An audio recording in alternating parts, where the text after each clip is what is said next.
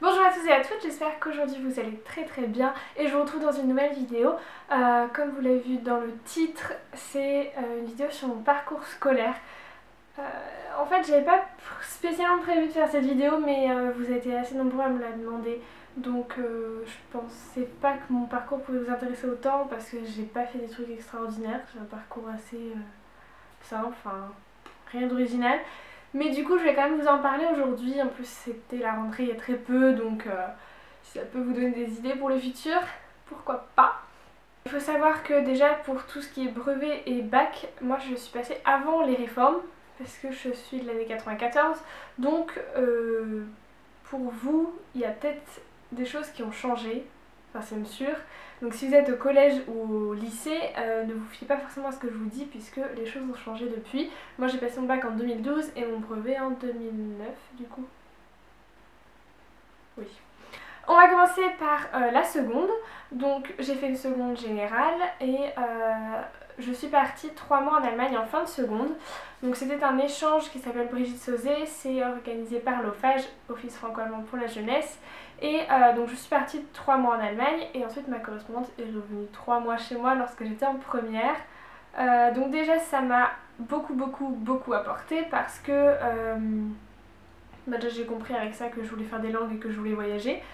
Et surtout, ça m'a vraiment ouvert l'esprit parce que quand on part vivre 3 mois dans un pays étranger, alors qu'on ne parle pas la langue, qu'on ne connaît personne, qu'on n'a pas sa famille, qu'on est loin de tout, forcément ça nous fait mûrir très vite. Donc ça m'a beaucoup apporté. J'avais déjà des bonnes notes quand je suis partie, mais quand je suis revenue, du coup, j'avais des notes encore meilleures. Et du coup, c'était vraiment top. Donc ensuite, j'ai fait une première et une terminale L. J'ai obtenu mon bac L avec 13 et quelques de moyenne, il me semble. Voilà. Et j'avais, alors en option, si ça vous intéresse, même si c'est plus les mêmes, j'étais donc section européenne, anglais. Et donc j'ai eu la mention européenne sur mon bac et je faisais anglais renforcé il me semble. Et j'avais option danse, mais bon ça n'a rien à voir. Donc voilà. Au niveau du bac, j'ai eu des notes assez bonnes, enfin qui étaient à peu près avec tout ce que j'avais fait toute l'année, enfin ce que j'avais fait, les notes que j'avais eues toute l'année, puisque ne me suivez pas, il faut travailler, mais j'ai jamais vraiment bossé pour aucun de mes examens, pour ma soutenance à la fin de l'année dernière, donc voilà. Mais par contre, bosser, parce qu'on n'a pas tous cette chance, et d'ailleurs je suis en train de me rendre compte que la chance s'arrête au bout d'un moment et qu'il va falloir que je me mette à travailler. Mais voilà. Donc j'ai obtenu mon bac avec des notes très bonnes et des notes un peu moins bonnes parce que j'ai eu 7 en histoire alors que c'était coef 5, j'ai eu 8 en philo alors que c'était coef 7. Voilà. Mais bon, à côté, comme j'ai 19 en TPE, 18 en maths, 18 en allemand, 16 en anglais ou des trucs comme ça. Mais ça a remonté un peu la moyenne et du coup ça fait du bien. Donc voilà pour mes notes de bac. Donc j'ai mon bac avec mention assez bien. Et ensuite je suis partie à la fac. Contrairement à ce que beaucoup pensent, la fac c'est pas toujours la solution de j'ai rien donc je finis à la fac. Puisque moi je suis allée à la fac, c'est la seule chose que j'avais demandé. Je voulais absolument aller à la fac. Et donc je voulais aller en LLCE allemand. Donc c'est ce que j'ai fait la première année. Je sais que ça intéresse certains, donc autant vous le dire, le niveau n'est pas très élevé, même si vous avez juste fait une LV2 allemand, ça peut très bien se passer même sans être jamais parti en Allemagne, et c'est très simple, donc vous pouvez foncer sans aucun souci. Ensuite, en deuxième année, je suis passée en double cursus études européennes. Donc c'est un double cursus parce que c'est franco-allemand et donc je suis passée en études européennes, donc là c'est plus basé sur tout ce qui est droit, économie, histoire, tout ça autour de l'Europe. Et quand je suis arrivée en troisième année, du coup je l'ai faite en Allemagne, à l'étranger, et donc j'ai fait ma troisième année d'études européennes en Allemagne, ce qui m'a valu de faire mon mémoire et ma soutenance en allemand et d'obtenir à la fin de l'année un double diplôme délivré par l'UFA, donc l'université franco-allemande, et un diplôme français par l'université du Mans, un diplôme allemand par l'université de Paderborn. Donc ça me permet d'avoir un double diplôme international, ce qui est plutôt pas mal. Et voilà, pour pas avoir non plus fait un travail de fou, je suis pas en train de vous dire que j'ai fait un truc de malade, c'est absolument pas le cas, c'est juste que c'est assez rare et du coup c'est vraiment cool.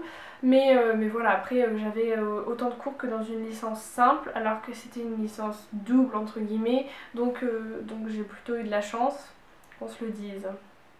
Mon année en Allemagne m'a permis de découvrir beaucoup de choses, beaucoup de gens, beaucoup de cultures. C'était vraiment top, donc j'ai pas mal profité et j'ai beaucoup appris, beaucoup mûri, beaucoup grandi, etc. J'ai oublié de préciser aussi que l'été entre ma L2 et ma L3, je suis partie en stage en Angleterre. Donc j'avais un stage obligatoire à l'étranger, j'ai choisi de le faire en Angleterre parce que même si tout le monde le faisait en Allemagne dans ma classe, je me suis dit que l'Angleterre c'était pas mal pour parler autre chose qu'allemand. Et donc je pense que vous le saviez parce que je vous en ai parlé pendant des mois et des mois, mais c'était vraiment je crois les meilleures vacances de ma vie, même si c'était pas des vacances. Mais c'était un stage absolument génial et c'était une des meilleures périodes de ma vie, donc j'ai vraiment adoré. Et voilà, donc c'était top. Et voilà, ensuite donc après l'obtention de ma L3 et donc de ma licence, que je n'ai apprise officiellement que la semaine dernière, mais je savais déjà que je l'avais parce que je connaissais à peu près mon niveau quand même.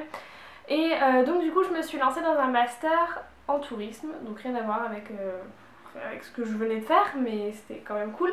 Et donc je suis actuellement en M1, en master e-tourisme. Donc e-tourisme ça veut dire tourisme mais sur internet, c'est-à-dire que j'ai quelques cours de tourisme évidemment, mais j'ai aussi pas mal de cours de communication, gestion, de compta, de tous ces trucs là qui font qu'il va falloir créer une entreprise après et que du coup il faut savoir faire. Donc voilà, je fais du community management, enfin des cours de community management, de plein de choses, de management, de gestion, de compta, de machin. Des trucs des fois un peu chiants, un peu longs, qu'on a un peu du mal à comprendre quand on n'a jamais fait ça, mais c'est très sympa. Et je pense que l'année s'annonce très difficile et très longue, avec surtout beaucoup de travail, chose que je n'ai jamais vraiment connue. Donc d'ailleurs j'en profite pour vous le dire, j'espère pouvoir tenir mon rythme de 2 vidéos par semaine, mais si je sens que c'est un peu juste, je passerai à une seule par semaine, je pense que vous comprendrez. Mais bref, c'est pas du tout le sujet de cette vidéo aujourd'hui. Donc voilà, donc je suis en master e-tourisme et bon, je viens juste de commencer, hein, vous vous en doutez, mais ça me plaît pas mal. Pour l'instant on a pas mal de mises à niveau pour se remettre tous à niveau parce qu'on vient pas tous d'une licence de tourisme. Mais c'est plutôt sympa, on a une classe qui est plutôt cool et du coup je sens que ça va être une année plutôt cool. Je ne fais que de répéter ça. Merci voilà, donc je pense qu'on va me poser la question pourquoi je fais ça, enfin ce que je veux faire plus tard. Donc pour l'instant j'ai pas un projet professionnel qui soit calé au point de dire je ne bouge plus, je vais faire ça. Pour l'instant je ne sais pas trop. Mais j'aimerais bien ouvrir une agence de tourisme, de voyage en ligne. Donc voilà, j'aimerais bien faire ça, ouvrir un site qui propose des voyages. Pour l'instant c'est pas fait, je ne sais pas, je vais voir à quoi me mène tout ça, sachant que j'ai un stage de 4, 5, 6 mois cette année et que j'en ai un autre minimum 6 mois l'année prochaine. Donc pour l'instant c'est pas encore décidé, je vais voir avec mes stages, je vais voir avec mes cours ce que j'ai envie de faire. Comment ça se présente, ce qui va m'arriver dans la bouche quoi, parce que bon j'ai envie de dire on se lance dans les études mais on sait jamais où est-ce qu'on va arriver, donc voilà, j'ai envie de faire ce qui me plaît, de profiter. J'ai commencé avec des langues, au final je me retrouve dans du tourisme, ça a un lien mais c'est pas non plus la chose la plus directe, mais voilà, j'ai juste eu envie d'écouter mon cœur, d'écouter m'écouter moi-même et de me dire que je faisais ce qui me plaisait. Donc c'est le conseil que je vais vous donner, faites ce que vous avez envie de faire et donnez-vous les moyens de le faire, c'est-à-dire que même si ça veut dire que vous devez redoubler pour mieux réussir, faites-le, c'est pas grave, on s'en fiche, hein. C'est pas grave de redoubler, mais juste donnez-vous les moyens de faire ce que vous avez envie, ce que vous aimez, et je pense que c'est comme ça que vous serez les plus heureux. Voilà, je vais éviter de faire une vidéo qui dure 30 ans, donc je vais m'arrêter maintenant. J'espère en tout cas que cette vidéo vous a plu, et puis moi je vous fais de très très gros bisous et je vous retrouve vendredi. Ciao!